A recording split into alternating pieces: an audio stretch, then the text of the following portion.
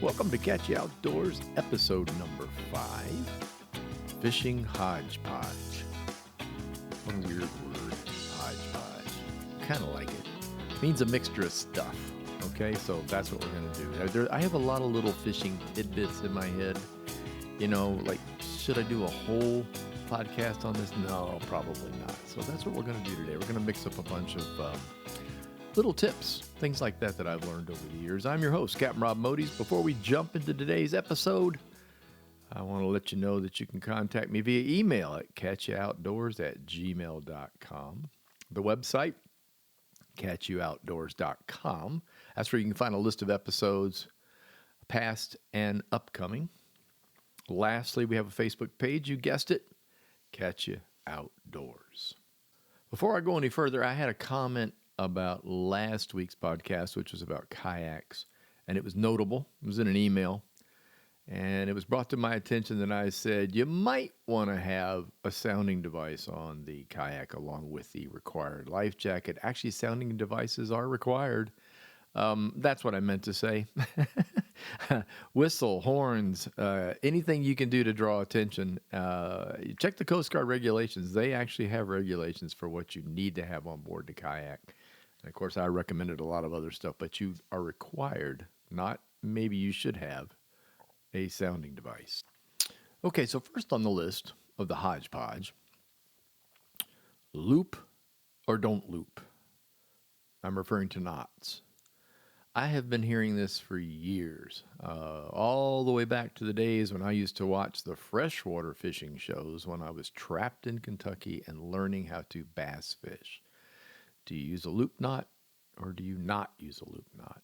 And there's a lot of controversy, quite honestly. You'll hear a lot of different stuff from a lot of different people, but I'll tell you what, I like it, I tie it, and I use it a lot when I'm using a plain jig head. So in other words, a weighted jig head with the eyes on it, like anywhere from a 1/4 ounce to, 3/8, 1/8 ounce, stuff like that. But it helps with the wiggle. I mean, when you use a direct tight knot to something like a jig head, you're eliminating some of the wiggle that you can actually get out of it when retrieving it if you use a loop knot. I don't generally use a loop knot on the front of hard baits that come with, like top waters, things that already come with a supplied ring. In other words, there'll be the eye and then they'll put a ring in there. And I'll tie to the ring, thinking that the ring will actually provide the motion that I'm looking for. But I fish with friends, and some of them actually add the loop knot to that successfully and swear by it. So it's kind of a maybe you should, maybe you shouldn't. I don't know. I do know that it works very, very well when you're using soft plastics. Also, if you're using the soft plastic shrimp, things like that. Now, under a popping cork, I don't think I'd worry about it too much. The idea of the popping cork is you jerk, the line jerks the bait, and then the bait falls. As long as that bait's falling correctly, I don't think I'd worry too much about a loop knot on the end of the line underneath the popping cork. But on soft plastics, up against a hard bait, absolutely. And up against I don't mean a hard bait, up against a jig head, but on a hard bait that doesn't have a ring on it, if you want to give it more motion, then absolutely, I would put the loop knot on there. Learning to tie the loop knot is really, really easy. Go online, type in loop knot. You get 4 or 5 demonstrations. Pick the one that's easiest for you. I like one where you're able to adjust the size of the loop from the get-go and then finish the knot. I don't want to try to, pull it down or cinch it down, because what's going to happen on the ones that actually move is if a fish hits it hard enough, he's going to tighten it.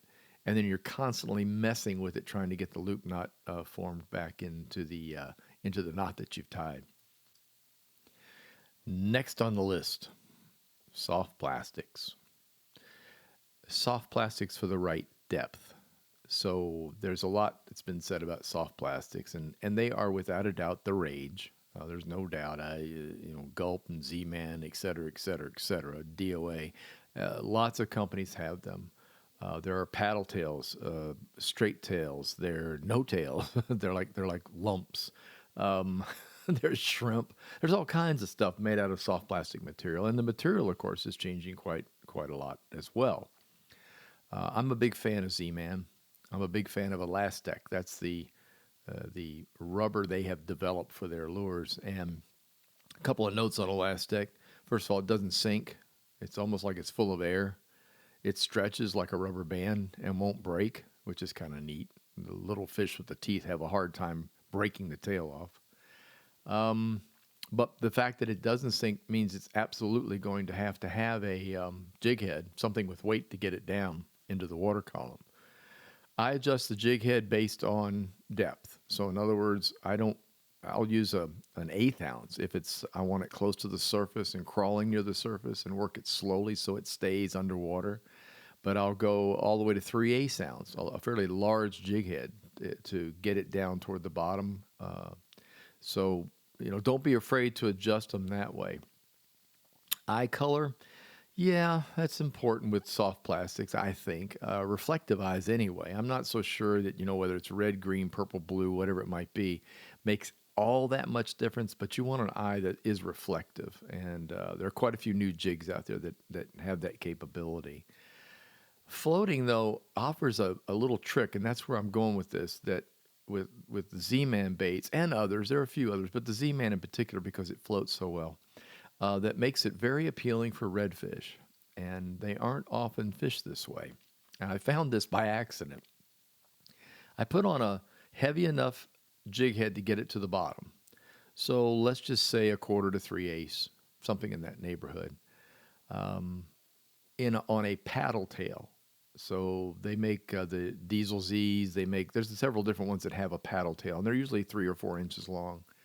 Cast it, let it drop to the bottom. Don't jig it, don't play with it, just let it go to the bottom. Target zone for this would be along mangrove edges. The sandy trough that runs along mangrove would be ideal for this. What myself and friends call the racetrack that runs around the mangrove areas.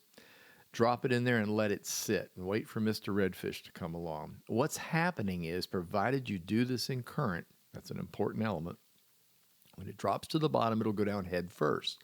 The jig will hold it to the bottom, but because it floats, it will float vertically. The tail will just come right up, and it'll wiggle. The tail will act, it's light enough, it's attached with a fairly thin bit of elastic before it turns into the paddle tail. It will wave in the breeze. And it's like a signal flag. It's truly amazing how well this works for reds, because reds are grazers. They don't really swim up in the water column that much chasing stuff. They will, but that's not what they do. They're more of a grazing fish. Their mouth is on the bottom of their head, and they're looking for stuff down near the mud. That's why they follow mullet around. When big schools of mullet are up against mangrove and they're busting the mud up, they're flushing little critters out, little crabs and things, and those redfish will key right behind them. Same way with stingrays. They'll go behind rays and do the same thing, wait for the mud and things to flush out from underneath a ray. So because of the way they feed, this soft plastic trick works really, really well. And again, I found it fishing for snook. I would have a white paddle tail on, work in the bushes for snook, pause for a minute to get a drink of water or a sip out of the Gatorade bottle, and bam, get this huge hit, almost knock the rod out of my hand. Grab it, start reeling, bring it up, redfish right off the bottom. I thought, this is really interesting. I need to pass this along. So there you go. That's a really neat trick for soft plastics. DOA. Dead on arrival. No, not really. That's a lure manufacturer, thanks to a gentleman named Mark Nichols. Probably one of the best and most creative soft plastic manufacturers on the planet. Mark knows his stuff. He's come up with some great things. But the DOA shrimp has been around for a very long time, and I am still a huge fan, even though I think it's rigged backwards. But that's just my opinion.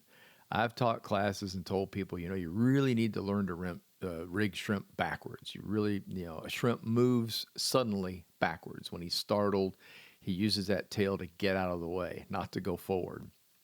The DOA is rigged from the front, from the eyes. However, they work.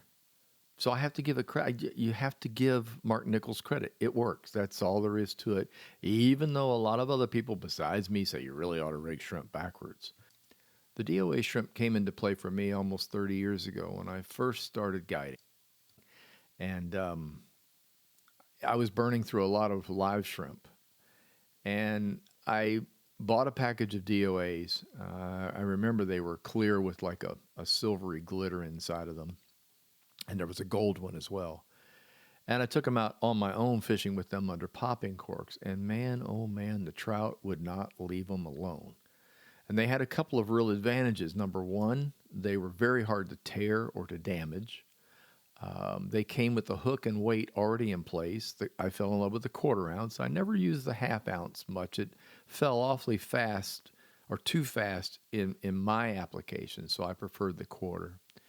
And they had the weird thing about these are these two little beady eyes on top of the shrimp. So they look very much like a shrimp, but they've got these two eyes on top, usually painted white. I found over a period of experimenting with them that if the eyes disappeared, the lure didn't work as well. Wouldn't stop working, but it was obvious that I was not getting the same bites and hits. So the eyes became an important part of this lure. Since then, 20-something years later, I started picking them back up again and sticking them under popping cork because it's almost like I forgot them. You know, you put them in the bottom of the tackle drawers of the box, and it's okay. And I got it out, and I thought, these things, they work then. Why won't they work now? Well, guess what? They do. And so I want to give a little explanation of color and stuff like that with them and what to look for.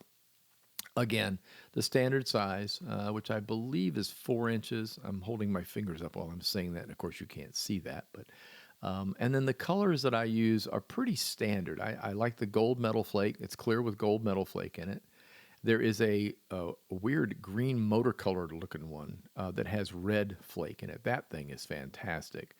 And the two of those are my principles. There's also one that's glow, they call it. It looks like bone. You know, it's that bone white.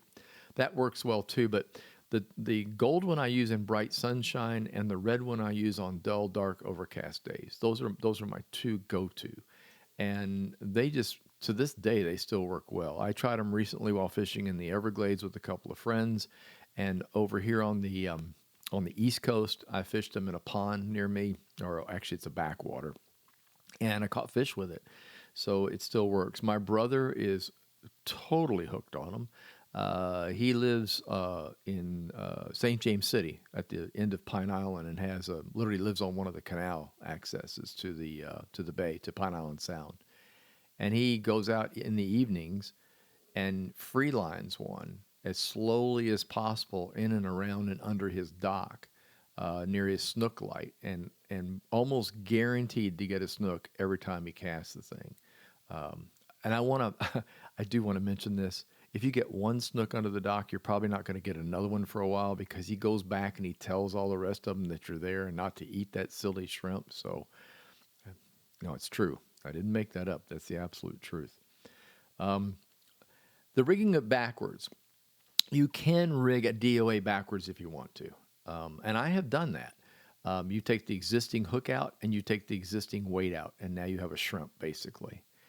You cut the tail off and you take a lead head jig, lightweight. I like to use 1/8, no bigger than a 1/4 ounce, in the back of the shrimp, and just rig it exactly the same way you would rig a shrimp with a jig in the tail versus in the head. And it's very effective. I like using that on bottom. If you've got like sandy potholes next to grass, I like casting that and dropping it right on the edge of the sand hole of the sand hole itself, and then work it along the edge of the grass. You create a little dust as you're dragging it along, little puffs of dust out of the sand. It attracts the fish, and that's a primary area for sea trout. Sea trout love living in those sandy potholes on these wide open flats. So there you go, the DOA shrimp. Next, water temperature. Something that I think is seriously overlooked by saltwater fishermen. I know bass fishermen key on it quite a bit, and that's because bass, of course, are found all across the nation. So they can be in very cold water up north to very warm water in the south. Fish are cold-blooded, and because they're cold-blooded, they have a problem with metabolism when they turn cold. Metabolism being the ability to turn food into energy. So when the metabolism goes down, they slow down. They don't care quite as much. And this is true for all fish, whether it's salt or fresh. And as the metabolism rises with water temperature, they suddenly need more energy and they suddenly feed more. So it's a pretty simple process. So water temperature becomes really critical, and I'm going to speak specifically of saltwater fishing. It gets ignored in Florida because our waters are generally warm. They get cool in the winter, don't get me wrong. And there could be cool snaps on the west coast, actually much more so than on the east coast of Florida, but the water will cool off. It's important to measure the water for success. And there's this wonderful gadget called a pool thermometer. They're sold at virtually every pool store, swimming pool store. They're safe to carry on a boat or kayak. Most of them are not made of glass any longer. You can get the ones that aren't. They're weighted because in a swimming pool, it's just like anywhere else. Surface temperature of the pool is different than the bottom temperature of the pool, and it's nice to know what's going on in the pool overall. So they're weighted. You can tie as much string to it as you need to tie. They usually come with a loop on the top, and they're not very expensive. And I'd call them essential. Now, I'll back up just a little. In the summertime, the only water temperature you worry about is too warm, and you know when it's too warm. All you got to do is stick your hand in it. If it's like bath water, you're gonna struggle to find fish. Why is that? Oxygen. There's not as much oxygen in warm water as there is in cooler water, plain and simple. And the fish go where they can breathe.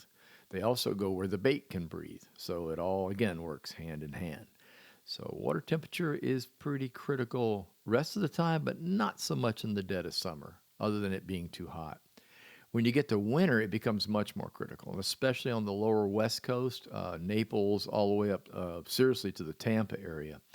Water temperatures in that area will drop sometimes into the high 50s and 60s, and there are a lot of fish that won't tolerate that. One in particular is the snook. Mr. Snook does not like 60-degree water. Matter of fact, he'll probably just stop feeding and go hide somewhere.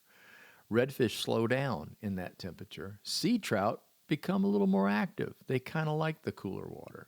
What else? Pompano, sheep's head, they like cooler water. All of those are more of a cool water fish. So the temperature becomes critical for some species and not for others. But it's important to read those temps. Don't trust the temperature control on your depth finder. The depth finder uses a little device on the back of the boat or inside the boat through the hull called a transducer. With temperature, it's going to be an external, rarely internal.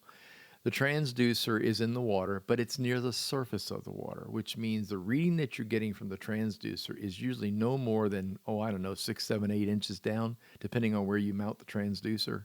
So you're not really getting an accurate water temperature. You're getting a surface water temperature. So it's important to have this device, this extra device with you so that you can measure water down deep. Why? Water down deep may be cooler or warmer, depending on the time of year and where you're located. I know for a fact that water is warmer at the bottom of channels leading in from the Gulf of Mexico into backwater areas on tide. When the tide's coming in, the Gulf of Mexico water temperature is generally warmer in the winter than a back bay is. So you're getting a warm water flush that's coming in to help warm up the waters and get the fish more active. However, that warmer water is going to be down in the column, not very bottom, but it's going to be down in the column, and it's good to know that. That'll help you hunt for fish and help you find fish. So water temperature is important. Don't forget to get a device to measure it, and don't forget to pay attention to it because it will help you catch more fish. Live bait versus artificials. Wow, there's a controversy. And I always feel like I'm right in the middle of it. Live bait, good stuff. White bait, shiners, pilchards, got a lot of names. It's all the same thing, really, for most coastal areas in Florida. It's a white bait. It's about 3 to 4 inches long. That's the good stuff. It does come smaller sometimes, unfortunately, but 3 to 4 inches. Pretty much purely white. Sometimes they got a little greenish back on them. A lot of guys call them greenies for that reason. They are the filet mignon of baits. Redfish, sea trout, snook, tarpon, they all adore it. And I'm not going to kid you. It's probably one of the best things you could possibly use at certain times of the year. It's hard to get. You've got to net it. You almost can't buy it. There's some places that try to sell it, but it won't last very long, and it's really difficult to keep alive that way. So netting it's the best way to go. So you need to learn to throw a cast net. And cast nets are tons of fun. That was sarcastically spoken. There's nothing like getting soaking wet first thing in the morning, even with a dry throw. Seaweed hanging on you, catfish stuck in it. And then sometimes you throw it on, you throw too small a mesh on a great big wad of small little bait, and they all get stuck in the net. We used to call that the space blanket or the Christmas tree. Horrible. Horrible. You basically have to pick everything out and start all over again. Not fun. However, it is the bait du jour. The other live bait that I prefer to mess with, because it's number one, you got you got to buy it, but you don't have to throw a net for it. Generally, is shrimp, live shrimp. You have to remember that everything eats a shrimp. Everything.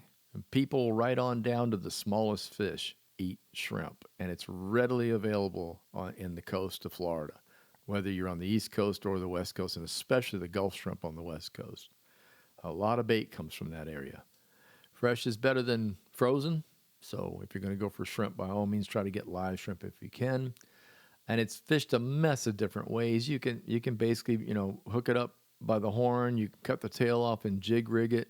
You can cut it in pieces. I do better with redfish with pieces of live shrimp. Take the live shrimp, which is nice and fresh. Use the head, the middle, and the tail area of the shrimp if it's big enough, and go for redfish on the bottom with it. It's excellent. So those are the two that I'm going to cover with this, because I want to keep this short. I mean, this could go on for an entire podcast with bait. Artificials. Why artificials? I don't know. First of all, it's easy. It really is. And there's so many good imitations now. I've already mentioned the Z-Mans and the DOA shrimp. So you have an incredible amount of other baits, of hard baits. Mirrolure makes some fantastic baits. Rapala. Who else can be? Yozuri. There are just tons of these great looking baits that you can try that basically match the hatch. They look like what's in the water. Do they smell like it? No. Are they quite as tasty? Probably not. I'm not a fish, but I'd have to assume no. But what you do get is ease of operation. You can carry quite a few different types. You can cast them. And for me personally, an artificial is satisfying. There's no other way to put it. If a fish hits an artificial, I feel like the master. I fooled them. Ha ha, I got you. You suckered for it. I like that. Top waters. Oh, I love artificial top waters. Is there anything better than a huge fish hitting a top water bait, exploding out of the water? Hair on your arm stands up. Hair on your neck stands up. You're like, oh my, your reaction is like, what? There's nothing better. That's why summer and summer, fall, spring fishing is the best. You can drag out those top waters when that water warms up and start pulling it across the water, and there's just, in my opinion, really nothing better. So, artificial versus live bait. They're both good. They both have their place. I never want anybody to say, "Oh, all I use is live bait. That's all I do." Well, that's fine, I guess, if that's your bag. But the reality is there are other things available out there, and I would highly recommend experimenting with both, because you'll find that both artificial and live bait will do the job, and both have their place in the world of fishing. Oh boy, the next one. This was actually from an email I received. I think the person wanted me to do an entire show. Not yet. I will. What is the deal with fly fishing? Why do people expose themselves to fly fishing? I think that's how the question went. Why do they go through the misery of it? Which cracked me up, because I do both, and I love both. I love fly fishing and spin fishing, and beach fishing for that matter. You can add it. Heck, I like dropping chunks of bait for fish off the side of the boat. Serious bottom fishing with a weight and a chunk of bait. So I kind of go in all directions, but this was more about what is it, and I'll use the word zen because I think it's fun to say. Is it zen fishing? Is it otherworldly? What is it exactly? I'll put it in simple terms. It is just another way to catch a fish.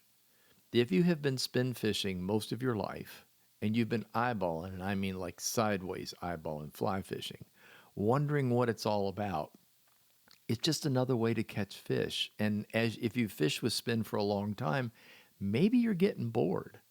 Maybe you've tried all the tricks, and maybe you've tried all the fun little artificials and the baits and all the stuff that I've mentioned earlier.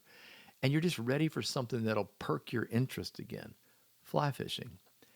One of the drawbacks that I hear over and over from people is, or the complaints, I guess, is it's expensive. No, it's not. It costs about the same to get a fly rod, reel, line, and get rigged up for it as it does for a decent fishing outfit from Spin. There really isn't much difference. You can get a reel for $100. You can get a rod for 150 to 200, and that's what it's going to cost you to do a decent spin tackle setup. So you can throw that excuse right out the window. I think the ultimate thing about fly fishing, for me personally, I find it satisfying in a way that again, there's that Zen word popping into my head again. It's melodic, quiet. It's measured. It's like the metronome for music. It's like a beat during music because you're casting in that way. When a fish hits, the satisfaction level, like I just mentioned in topwaters, is huge. You have fooled a fish with something you might have tied yourself, and if not, it's just tied of fur and feathers, and it's small, and it blows your mind. It's like, wow, a fish actually hit that, especially if you tie it yourself. When the fish is on, when it's hooked, oh my gosh, you can feel everything. A fly rod is long. Fly rods are generally 9 feet in length, highly tapered to a very small, flexible tip. When you have a fish on the fly and on a fly rod and you're fighting it, you can feel every head shake, every little movement. You can actually anticipate direction that the fish is going to take. So it puts you on a whole different level than you are with spin fishing with a fish on the line. Does it take work to learn? Yes.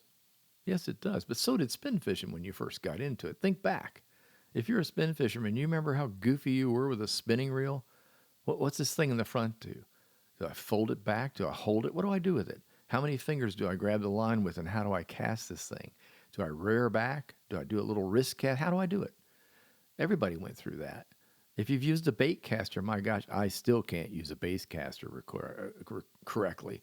I'm always getting bird nests because I don't put enough pressure on the reel when I cast. So all of this is a learning curve. Yeah, fly fishing is a learning curve. There's no doubt about it. Good lessons are advised. I'd find someone that can teach you how to fly cast would be great, although there are tons of videos now available.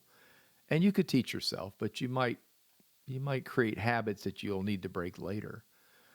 But once you get the hang of it, and once you start doing it on a regular basis, you're going to find it is really difficult to go back and spin fish. I'm not going to kid you. You can almost, as you get better and better, you can throw a fly further than you can throw a lure on a spinning rod. You can get into spaces that you can't get to without a lot of skill on a spin. For example, hopping baits up under mangroves. That's something that you learn spin fishing. In fly fishing, you learn to hit that little tiny spot, usually about the size of a garbage can lid. So you can aim that fly and plop it right into that little spot in the bushes, give it a couple of quick little pulls, what we call stripping, and bang, the fish just blows up on it. It's very quiet. When a fly falls into the water, it falls naturally. It doesn't plop into the water like a lure does. Now, that can be a disadvantage. I mean, I've talked about this before in some of my classes, that the plop attracts some fish. Redfish actually will come to a jig that plops in the water with a chunk of shrimp on it. They go like, what was that? And they go, look. Other fish run. Snook, in particular, aren't very fond of having something fall next to them. So it has that advantage of being able to deliver a fly precisely and quietly to a target zone. So if you find yourself getting a little bored and you've been fishing a while and you've been eyeballing that sideways look at that fly fishing dude, and you're trying to figure out exactly what he or she is doing, maybe you should give it a shot. There are a lot of good fly shops around that would be more than happy to help you out, introduce you to the sport. Over here on this coast, up in Boca Raton, there's the Old Florida Fly Shop. Love it. Great place, great selection of gear, great help. Over on the West Coast, 239 Flies, excellent shop. Nick runs a tight ship. good equipment, very helpful. Will get you outside and help teach you to cast and how to use equipment, so don't hesitate to hit them up. Lear's Economy Tackle, which is up in North Fort Myers, another really good place to go and talk to people about fly fishing and fly gear. So there's lots of help out there for you if you want to get involved in fly fishing, and I highly recommend it. Do the Zen thing. Come on, join in. It's an awful lot of fun. Okay, that's it. I did it. I've kind of covered a bit of fishing hodgepodge there for you. I'll do it again. Please send emails. You can reach me at catchyououtdoors@gmail.com. That's catchyououtdoors@gmail.com. Happy to take any questions I have or any suggestions for future podcasts. Thank you so much for listening. Without listeners, I wouldn't have a podcast. If you enjoyed the podcast, please tell a friend. You can reach me once again via email, catchyououtdoors@gmail.com. Questions, suggestions for past, current, future podcasts are all welcome. Catch You Outdoors is hosted by Anchor and available via Spotify. Our Facebook page is Catch You Outdoors. Our website is catchyououtdoors.com. Until next time, get outdoors and enjoy.